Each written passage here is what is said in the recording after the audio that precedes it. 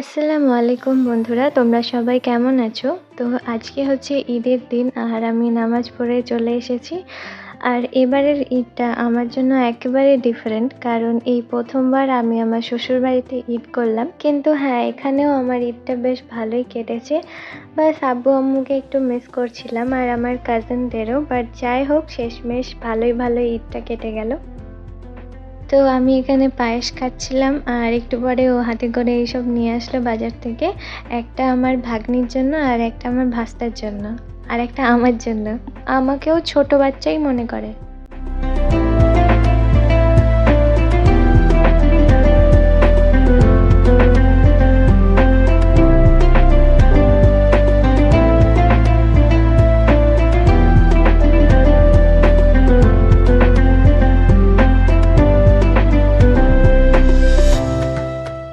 তো খেতে বসে হঠাৎ করে প্ল্যান হলো ঘুরতে যাব। কাছেই একটা ডিয়ার পার্ক রয়েছে, তো চটপট রেডি হয়ে বেরিয়ে পড়লাম।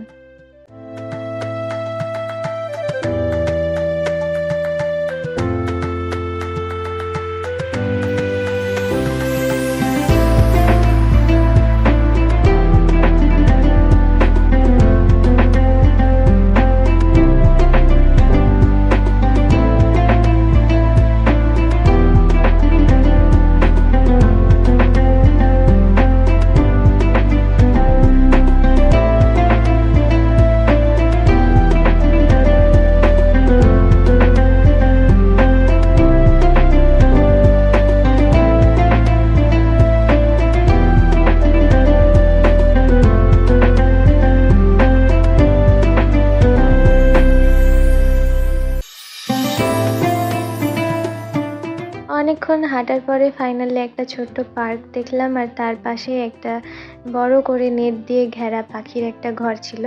তারপরে আরও অনেকক্ষণ হাঁটার পরে দেখতে পেলাম নীলগাই, যেটাকে আমরা প্রথমে হরিণ ভাবছিলাম। তো এইখানে হচ্ছে আমরা দুজন উইথ টায়ার্ড ফেস একদম শেষ প্রান্তে পৌঁছে গেছিলাম আমরা। মানে অবভিয়াসলি এখানে আসার জন্যই তো ডিয়ার পার্কে আসা, মাথাটা খারাপ হয়ে গেছে একদম। তোমরা দেখতে পাচ্ছ এই নীল গাইটা একদম আমাদের দিকে তাকাচ্ছিল, বুঝতে পারছিল আমি ক্যামেরা নিয়ে দাঁড়িয়ে আছি। এই দেখো কাঠবিড়ালি গাছের উপর থেকে তার সঙ্গীকে ডাকছে। আর একটু পরে না পুরো ফরেস্ট ফাঁকা হয়ে গেছিল, আমাদের ফ্যামিলিটা আর বেশ কয়েকজন ছিল। তখন দেখি কাঠবিড়ালিগুলো সব গাছ থেকে বেশ দুই একটা নিচে নেমে এসেছিল। একটু আগে তো আমি তাদেরকে ডাকছিলাম, তাদের পিছন পিছন হেঁটে বেড়াচ্ছিলাম, কিন্তু একটার তো আমি পিছনেই পড়ে গেছিলাম। তোমরা কি ভাবছো ও আমাকে ফুল পেড়ে এনে দিল? ব্রাঞ্চটা আমি কালেক্ট করেছিলাম লাগাবো বলে, ক্যামেরা দেখে আমার দিকে এগিয়ে দিল বদমাইশ।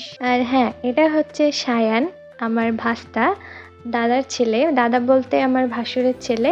এখানে আমরা আখের রস খাচ্ছিলাম। তারপরে আমরা গেছিলাম বনফুল রেস্টুরেন্টে, তারপরে সেখানে খাওয়া দাওয়া করে আমরা রওনা দিলাম বাড়ির পথে। তো আজকের ভিডিও এখানেই শেষ করছি। ভালো লাগলে লাইক, শেয়ার অ্যান্ড সাবস্ক্রাইব করে দিও। খোদা হাফেজ, সবাই ভালো থাকো।